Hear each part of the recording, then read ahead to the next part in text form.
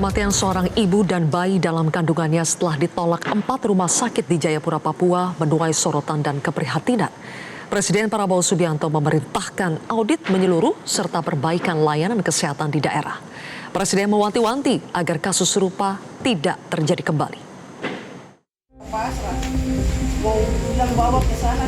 Keluarga membawa Iren menggunakan speedboat menuju RSUD Yowari yang berjarak sekitar 30 km dengan estimasi waktu tempuh hingga 50 menit.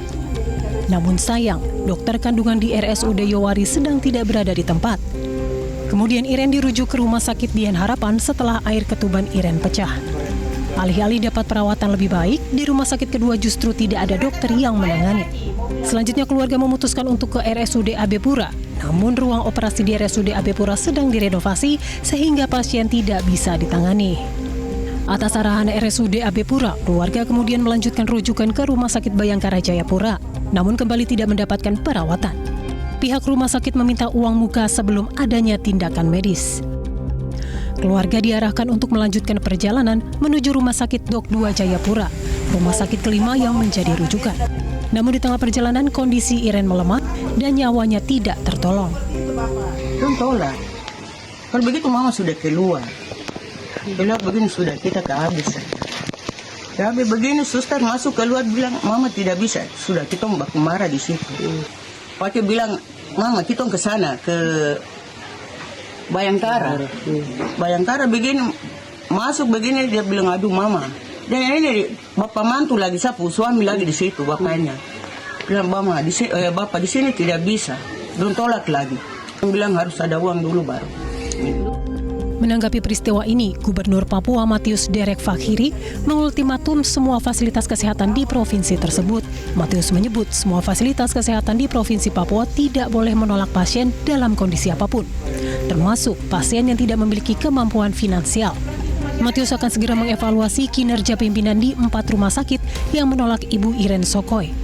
Bicara dengan tegas, pelayanan kesehatan itu tidak boleh tawar-menawar lagi.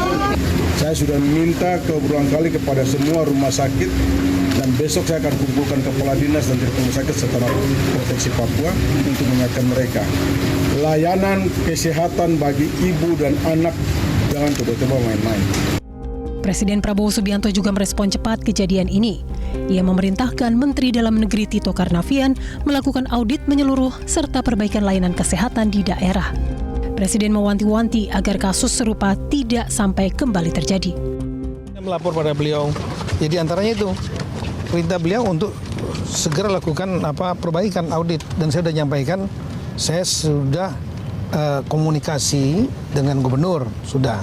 Saya minta gubernur, begitu saya dapat informasi gubernur Pak Matius Fakhiri sesegera mungkin ke rumah korban, keluarga korban, semua dibantu. Yang kedua melakukan audit internal, masalahnya di mana. Ya, dikumpulkan rumah sakit itu, termasuk juga pejabat-pejabat yang di dinas kesehatan dan lain-lain. Kasus ini tidak hanya menyangkut aspek teknis medis, tetapi juga menyentuh isu tata kelola kebijakan dan akuntabilitas layanan publik. Angka kematian ibu dan bayi di Papua jauh melebihi rata-rata nasional. Dan tingginya kematian selalu berkaitan dengan keterbatasan layanan neonatal, minimnya tenaga kesehatan, hingga sulitnya akses transportasi bagi ibu dan bayi di daerah terpencil. Tim Liputan Metro TV.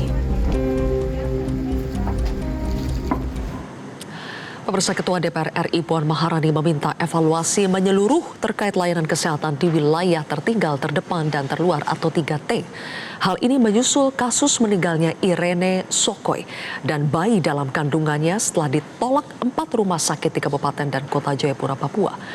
Puan Maharani menekankan perlu adanya pembenahan sistemik pada fasilitas kesehatan dari Kementerian Kesehatan. Saya mendapat laporan bahwa bahkan Presiden hari ini melakukan rapat khusus terkait dengan hal tersebut. Jadi DPR juga prihatin dan tentu saja ini sangat concern dan akan meminta komisi terkait untuk mengevaluasi pelaksanaan hal-hal terkait dengan penanganan kesehatan yang terjadi khususnya di wilayah 3T. Jadi jangan sampai terjadi lagi penanganan atau kelalaian penanganan kesehatan yang terjadi seperti ini. Jadi kami akan meminta Kementerian Kesehatan khususnya untuk bisa mengevaluasi penanganan kesehatan di rumah sakit. Jangan sampai ada masyarakat yang kemudian tidak tertangani khususnya di wilayah 3T. Jelajahi cara baru mendapatkan informasi. Download Metro TV Extend sekarang.